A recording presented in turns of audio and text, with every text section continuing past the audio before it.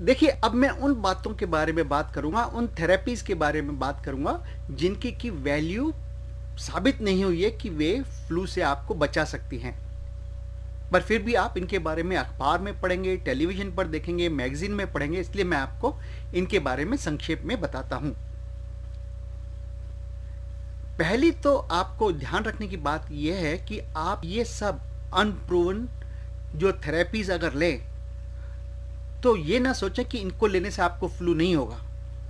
हो सकता है रिसर्च से पता पड़े बाद में कि इनमें से कुछ चीज़ों को करने से फ्लू होने के चांसेस कम हो जाते हैं, पर इन दवाओं को या इन चीज़ों को लेने का मतलब ये नहीं कि आप जो है अपने आप को फ्लू के लिए खुलेआम एक्सपोज करें।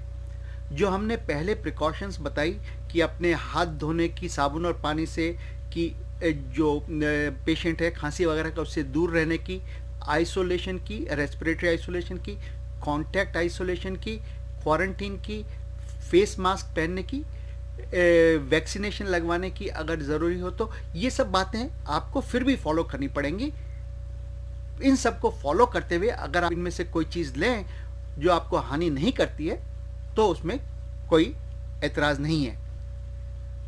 पर देखिए, जैसे सबसे पहले हम बात करेंगे जो काढ़े होते हैं उनको पीने की।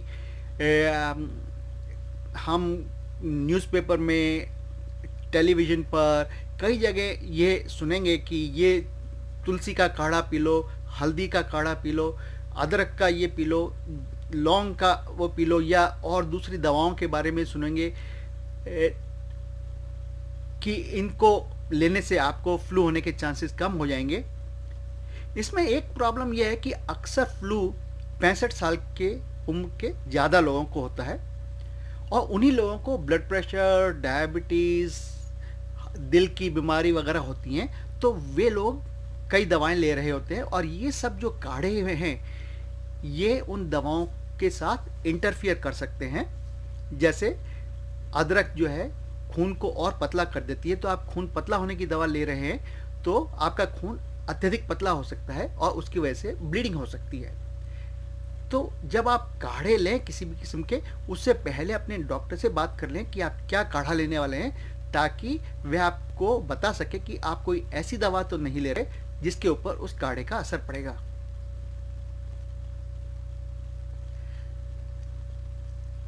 आप प्राय अखबारों में, मैगजीन में देखेंगे कि ये खाना खाने से फ्लू होने के चांसेस कम हो जाएंगे, ये फ्रूट खाने से कम हो जाएंगे चांसेस।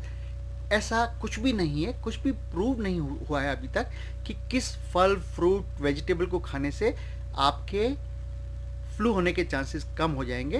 पर हाँ, फल, फ्रूट, वेजिटेबल हम जानते हैं कि हमारी बॉडी की इम्यूनिटी को बढ़ाते हैं, तो उनको खाने में कोई एतराज़, कोई मुश्किल नहीं है।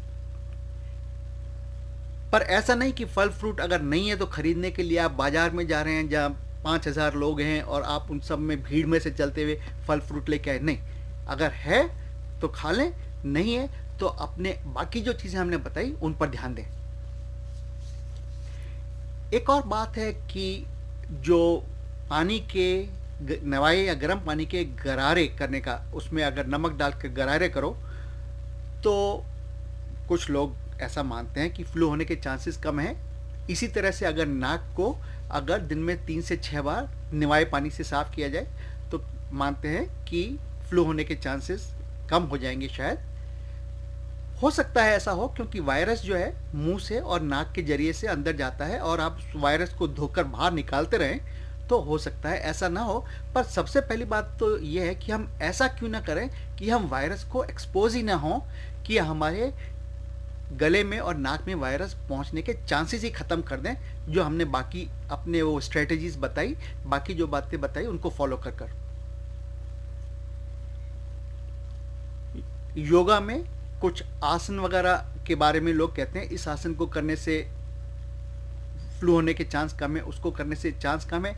ऐसा कुछ भी प्रूवन नहीं है, पर हाँ, सिंपल एक्सरसाइज जो होती है, माइल्ड एक्सरसाइज जिसमें बहुत ज़्यादा जोर नहीं लगाना पड़े, वे आप कर सकते हैं।